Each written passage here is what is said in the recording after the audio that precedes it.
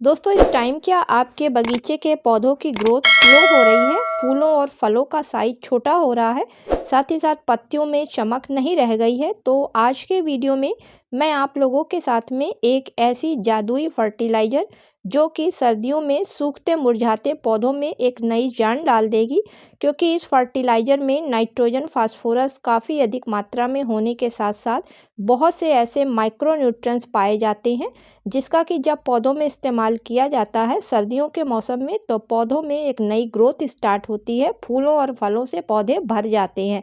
साथ ही साथ इस फर्टिलाइज़र का इस्तेमाल करने से पौधे की मिट्टी में फंगस और कीड़े भी नहीं लगते हैं। तो ये फर्टिलाइज़र कौन सी है और किस तरीके से इसको बनाकर कितने समय पर आपको अपने पौधों में देना है, इसी के साथ मैं ये भी शेयर करूँगी कि इस फर्टिलाइज़र का पौधों पर क्या फ़ायदा होता है और क्या नुकसान होता है।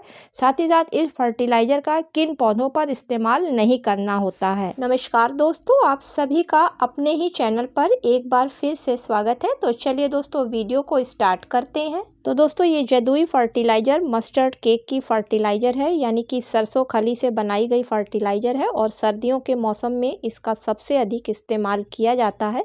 तो सबसे पहले जान लेते हैं कि मस्टर्ड केक होता क्या चीज़ है। तो फ्रेंड्स, सरसों के बीज से तेल निकालने के बाद में जो ठोस पदार्थ बचता है उसको ही मस्टर्ड केक या फिर सरसों की खली के नाम से जाना जाता है। किसी भी बीज की दुकान पे ये बहुत आसानी से मिल जाता है और ये पाउडर और केक दोनों ही रूपों में मिलता है और दोनों ही रूपों में इसका यूज़ भी किया जाता है। ये एक नेचुरल एनपीके होता है जिसमें कि 4 भाग नाइट्रोजन पाई जाती है, फास्फोरस और पोटेशियम का एक एक भाग होता है। इसके अलावा इसमें प्रोटीन, मैग्नीज, सल्फर और अमीनो एसिड जैसे पोषक तत्व पाए जाते हैं। बहुत से इसमें इनके अलावा भी माइक्रोन्यूट्रिएंट्स पाए जाते हैं और ये एक ओरिजिनल ऑर्गेनिक फर्टिलाइज़र की तरीके से बगीचे में यूज़ किया जाता है। मस्टर्ड केक को दोनों ही तरीके से यूज़ किया जाता है फ्रेंड्स, लिक्विड में भी करते हैं और सॉलिड रूप में भी किया जाता है। तो सॉलिड रूप में यूज़ करने के लिए मस्टर्ड केक का जो पाउडर होता है उसको आप जिस भी गमले में यूज़ करना चाह रहे हैं उस गमले की पहले तो मिट्टी अच्छे से ड्राई होनी चाहिए।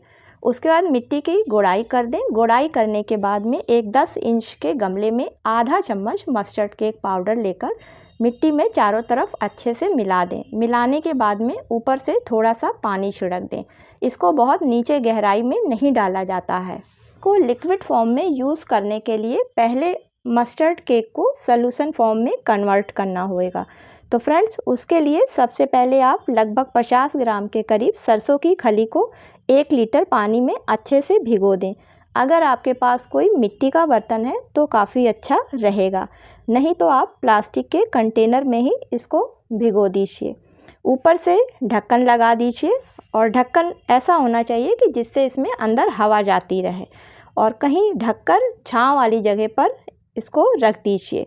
और इस मिश्रण को रोज़ एक बार आप लकड़ी की सहायता से चलाते रहें। फ्रेंड्स, गर्मी के मौसम में ये 3 से 4 दिन में सॉल्यूशन बनके तैयार हो जाता है, लेकिन अगर सर्दी का मौसम है तो इसको बनने में 7 से 8 दिन का वक्त लग जाता है। क्योंकि इस समय ठंड का मौसम चल रहा है, इसलिए इस सॉल्यूशन को बनने में कम से कम 7 से 8 दिन का समय लगेगा।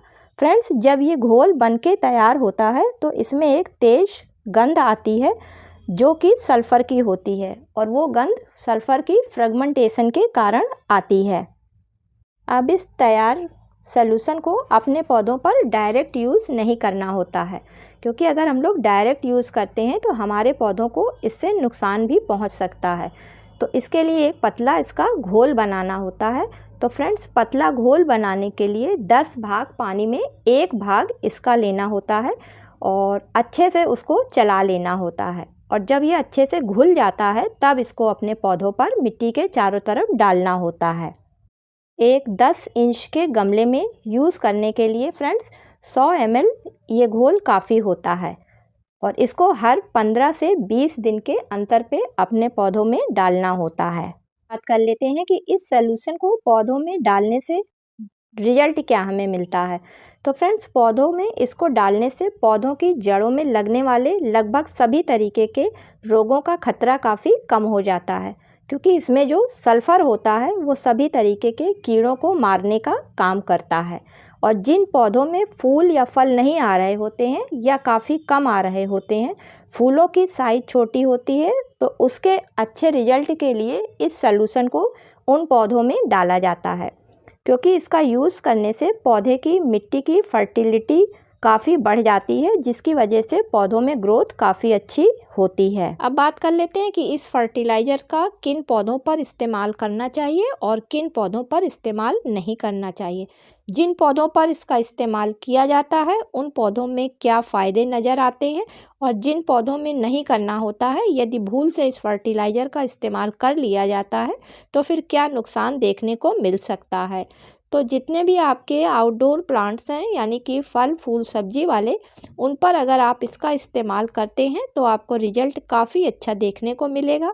वहीं पर जितने आपके इंडोर प्लांट्स हैं या कैक्टस की वैरायटी है, साथ ही साथ आउटडोर अडेनियम प्लांट पर अगर आप इसका इस्तेमाल करते हैं तो पौधों की मिट्टी में अक्सर नमी रहती है, जिसकी वजह से फंगस लग सकती है। तो उम्मीद करती हूँ कि आज का वीडियो आप लोगों को पसंद आया होगा। यदि पसंद आया हो तो इसे लाइक और शेयर करें। मिलती हूँ किसी अगले वीडियो में किसी नई जानकारी के साथ में। तब तक के लिए दोस्तों हैप्पी गार्डनिंग।